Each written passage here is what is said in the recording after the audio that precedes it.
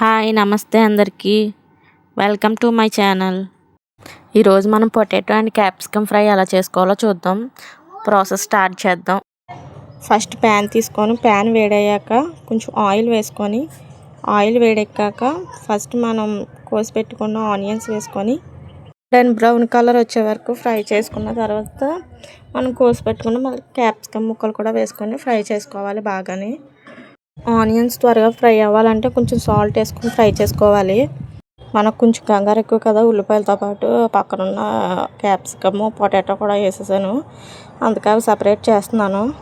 Onions వేగాక కొంచెం కరివేపాకు కూడా వేసుకొని బాగా ఫ్రై చేసుకోవాలి. పొటాటోస్ అనేవి మనం ముందుగానే ఉడకబెట్టుకొని పెట్టుకోవాలండి. అప్పటికప్పుడు ఉడకబెట్టడానికి అవ్వదు కాబట్టి ఉడకబెట్టుకొని ముక్కలు కోసుకొని పక్కన పెట్టుకోవాలి.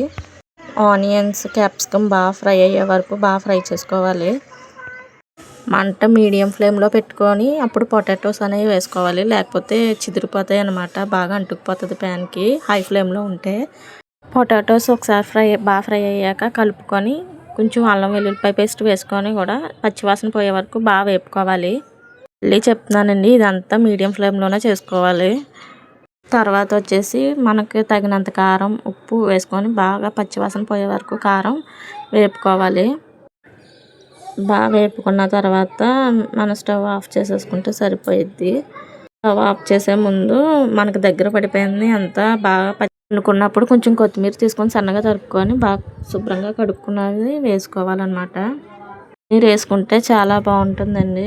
బంగాళదుంప క్యాప్సికమ్ ఫ్రై అనేది మనకి పప్పుచారులో చాలా బాగుంటుంది, మామూలుగా రసంలో కూడా బాగానే ఉంటుంది. నేను అయితే రసం చేశానండి దీని కాంబినేషన్ కింద. టేస్ట్ అయితే చాలా బాగుంటుంది, మీరు కూడా ఒకసారి ట్రై చేయండి. చూసారు కదా, చాలా ఈజీ ప్రాసెస్లో ఉంది కదా, కాబట్టి మీరు కూడా ట్రై చేయండి ఇంట్లోని. నేనైతే క్యాప్సికమ్ కర్రీ అని చెప్పి తీసుకున్నాను క్యాప్సికమ్స్, కానీ నేను మార్నింగ్ లేచి చూసేసరికి క్యాప్సికమ్స్ అనేవి మాయమైపోయాయండి. ఏమయ్యాయో కూడా అర్థం కాలేదు మాకు. నైట్ కొని మార్నింగ్ చూసేసరికి మాయమైపోయాయి.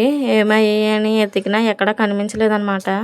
30 రూపీస్ ఎట్టి కొంటే 4 మిగిల్చినాయి అండి. ఏం పట్టుకెళ్ళిపోయాయో ఎలా పోయినాయి అన్నది నాకు అర్థం కాలేదు అసలు. కర్రీ చేద్దాం అనుకుంటే అవి కాస్త మాయమైపోయి ఫ్రై అయినాయి అనమాట. ఇప్పుడు ఇంకా బంగాళదుంప ఉంది కదా అనేసి బంగాళదుంప క్యాప్సికమ్ ఫ్రై అయితే చేశాను. అసలు నాకు క్యాప్సికమ్ కర్రీ చేస్తారనేసి తెలియదు. క్యాప్సికమ్ అనేది ఫ్రైడ్ రైస్లోని నూడిల్స్లో మాత్రమే వాడతారు అనుకునేదాన్ని.